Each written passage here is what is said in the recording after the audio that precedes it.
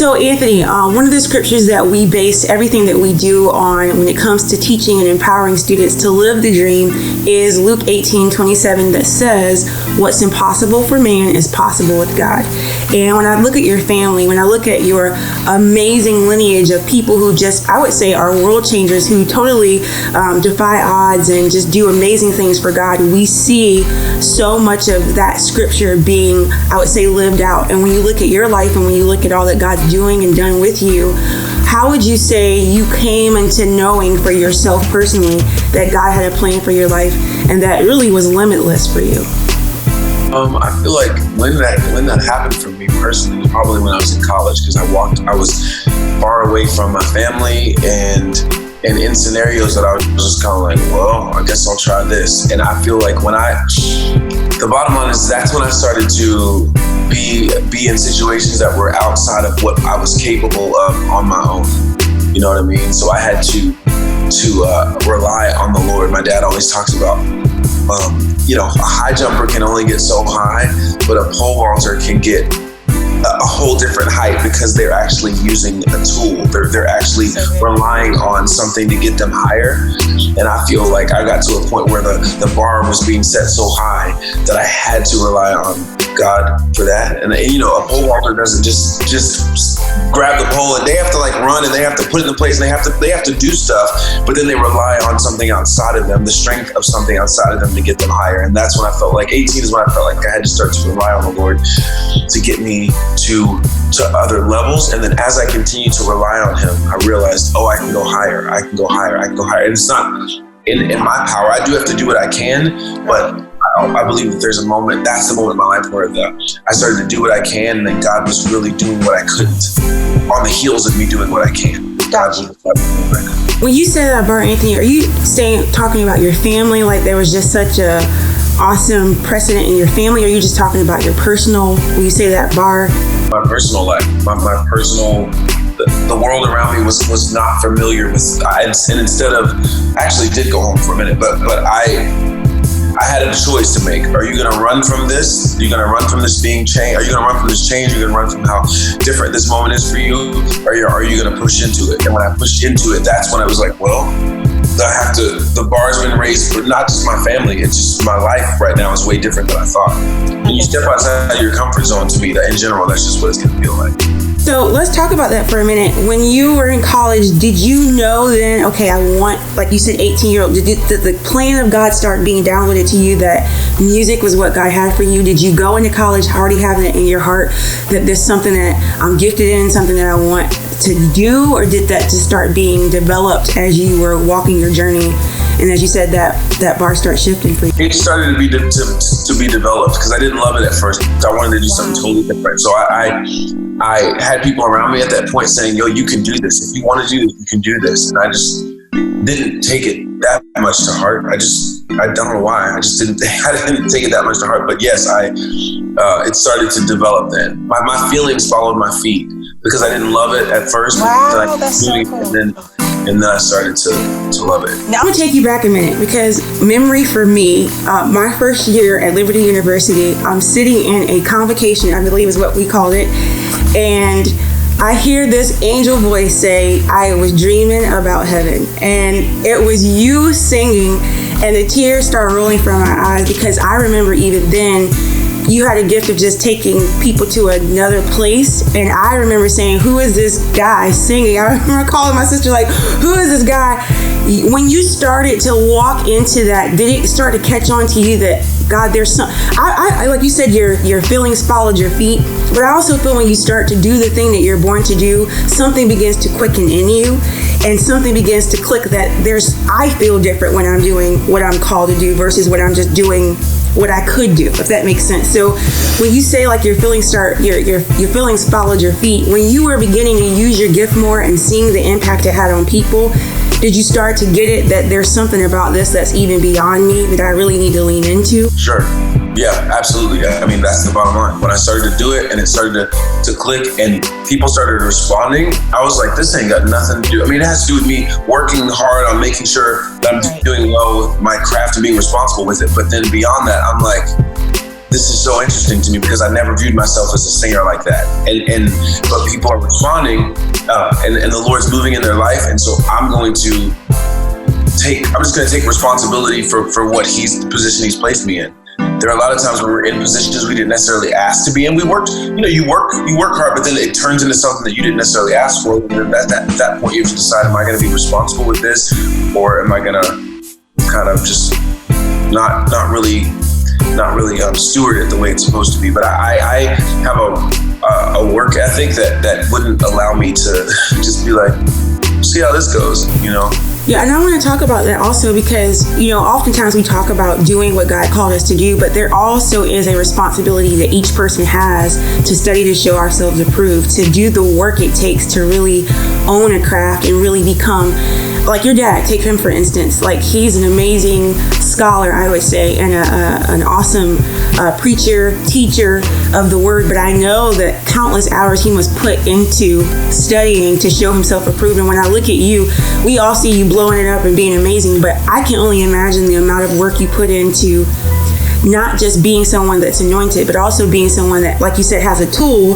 that the anointing can take and begin to use. So when you really put your heart around, okay, God, this is something that you may have for my life, what work did you start to put behind that to see that gift be elevated and to actually see that partnership happen between you and God?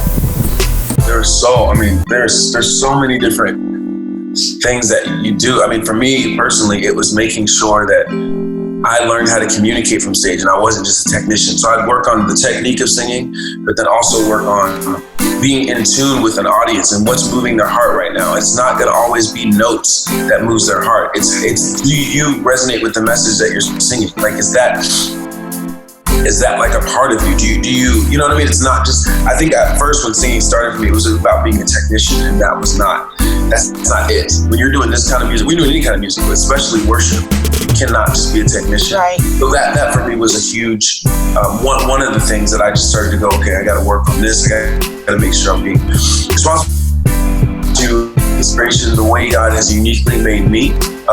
Because at first I didn't necessarily fit in. I didn't fit into a genre. I didn't fit into, I just kind of was me, and he's not gospel, but he's not CCM, and he's not all. And I just was like, I'm going to do what I feel a peace about doing. It took me a while to get there. And then that was something I had to work hard on though. And I feel like now that's opened up a whole, me sticking to what I know, how I was made musically has actually been a huge benefit for me now. Later in life, the major benefit is that I'm at peace. Like, I'm not trying to be somebody else to be you. Yeah. And I think that's great advice to give students, to be who God called them to be.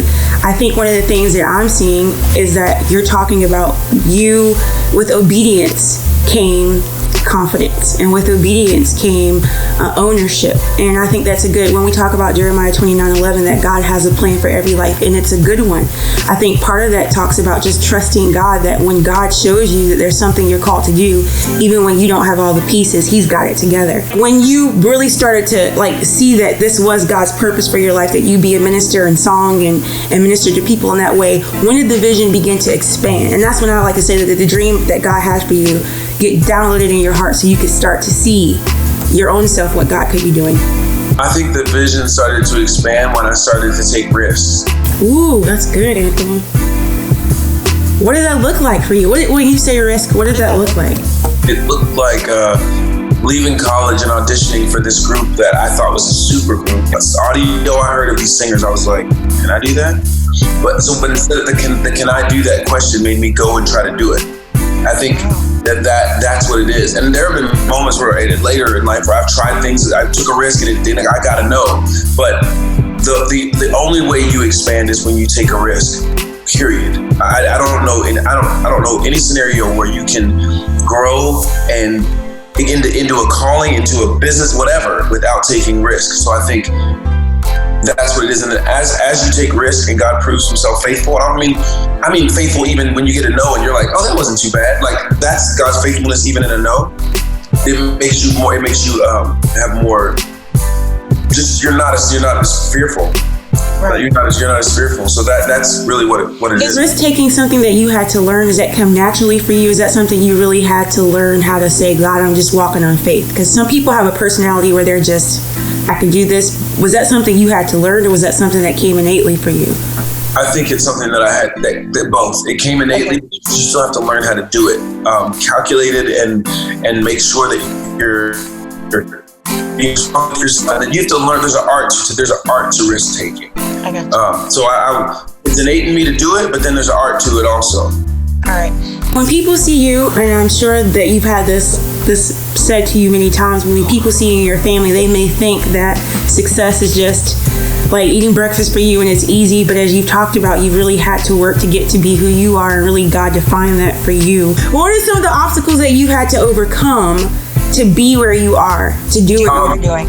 I think I had to get over myself. I had to get over the feeling of feeling rejected by people. I had to get over the fact that what God's called me to do might not look like what He's called other people to do. And now, now years later, getting over the fear of moving forward in spite of it not looking like everybody else, you realize that you, in some ways, and I would say this for everybody, you become a trailblazer. When I was on The Voice, Christina Aguilera said to me, and Jewel, they were sitting there and they were like, Anthony, what you're doing is just different. And then Christina A-B'd it to a time in her life where she went from being pop princess girl to whatever else she was doing. But she was like, I became a trailblazer. And I know my music is different than yours, obviously, but what you're doing is you look back behind you and realize you created a trail and people are actually walking on that trail that you cleared. So that is what I had to get over. That's what I had to get over, is understanding that my calling might not look like others, but that's actually a blessing, because you become a trailblazer in whatever way, you become. I think for some students too, there's a point where their idea of them shifts to God's idea of them, and sometimes they're different. Sometimes we see ourselves, like you said, your music doesn't look like what you've seen, what God's doing in you. You're blazing a trail for someone else. Do you remember that point where, okay, what I thought and then what He's doing there's like a merging or a shift? Do you remember that point? It actually came when I got dropped. After my second album, I got Who dropped you, Anthony? You're too great. What? It was just business. If you don't fit, what you're doing does not fit commercially, and then we make commercial music. Right. So I got dropped, and then I went and made an album anyway. And then the response to that one, that album was my first iTunes #1 album, all this stuff. And it was just me at a house making an album with my friends, and it was me being super authentic, not trying to commercialize my gift and not trying to commercialize gospel and all that stuff. And that's where the calling, what I do now, was based on the album that I made after I was dropped, when I could have just quit after I was dropped. But what I did after that, the moves you make when you're at your lowest determine who you're going to end up being. And I decided to make the move of continuing on. And is that also when you, I would say, no longer where your feelings following your feet, you start leading with a different place, right? This became a passion and a desire and a heart. And I think that it totally comes through your music now, like you're talking about, like when you're singing, we can feel the presence of God. What advice would you give students that are trying to figure out what God's purpose is for their life, how that looks for them? What would you tell them to do? I would tell them, it depends on who they are and what circumstance they're in. But in most cases, I would tell them that it's your job right in this moment to just do what you can and allow God to do what you can't. So whatever's in front of you, the singer, the person who's just, whatever it is, not just, I didn't mean to say that, but just existing right now in this quarantine moment, you're like, God, what is it that you want me to do? Do you want me to email that friend? Do you want me to work on this song? Do you want me to and just doing what you can, taking the steps and understanding that God appreciates you doing what you can. Yep. And then He will follow it up by doing what you can. And look at your life now. What do you feel like is in front of you that you're like, as I'm walking through this journey now, I can begin to see, and I'm even expectant for what's ahead. What do you think is ahead of you, like right now, at where you are in ministry? I think what's ahead of me is working very intricately and intentionally with my family. I think, that's the bottom line. Me and my sister work together quite a bit, but then this quarantine moment which is crazy. It's forced us in a direction of we're together and we're having to we're just doing a bunch of stuff together. And so my desire is to use the gifts that God's given me, which is a whole other thing. When I mentioned, real quick, I mentioned that getting dropped from a label and having to work out and stuff and keep going. And in that moment, I had to, book the events. I had to make the phone calls. I had to hire the bus company. I had to know the lighting. You were doing all that yourself? Huh? You were doing all that yourself? Yeah, I had to keep going. I had to make a choice. You're going to keep going or no? So I was doing all that stuff, and I had no idea that was, 12, 14 years ago, something crazy, that was a setup for what I'm doing now. Because I have a production company that handles all my family's events. And I had no idea that back then that drops moment was setting me up for being, in certain ways, kind of the centerpiece for a lot of what our family's doing. Like, we don't have to go outside of our family to do stuff. And I had no idea. So when you're in your moments where you feel disappointed, that could be a divine setup. Yes, for you. It's a count it all joy moment. Count it all joy moment. Oh my So God. I would say that to these young people, because they're probably in those phases where you feel like that didn't work out, blah, blah, blah, and all that stuff. Well, it's a setup. It's a Anthony, setup. that's so great. Hey everybody, thank you guys so much for watching. We hope you guys enjoyed that video. Don't forget to like and follow all of our social media so you guys can stay up to date. And also don't forget that we have a Zoom this Tuesday night at 6 o'clock p.m. The link is in our website, and you guys will also receive a text message. So we hope to see you guys then. He's coming on the clouds. Kings and kingdoms will bow down.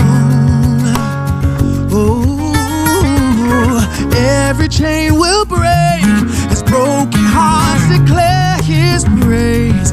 And who can stop the Lord Almighty? Our God is a lion, the Lion of Judah.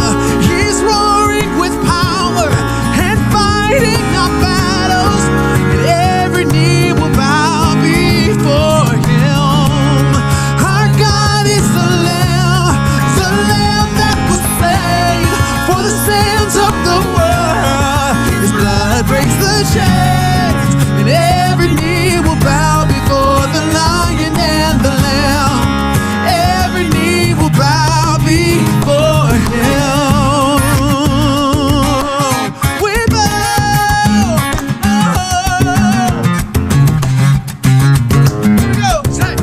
So open up the gates, make way before the King of Kings. Come on, Oak Cliff, sing it with me. The God who comes to save, the God who comes to save is here to set the captive free. And who can stop the Lord? Oh, who can stop the Lord? Our God is the Lion of Judah. He's roaring with power and fighting our battles, and every knee will bow before him. Our God, he is the Lamb that was slain for the sins of the world. His blood breaks the chains, and every knee will bow before the Lion and the Lamb, and every knee will bow before him. Who can stop the Lord Almighty? Who can stop the Lord Almighty? Who can stop the Lord Almighty? Who can stop the Lord?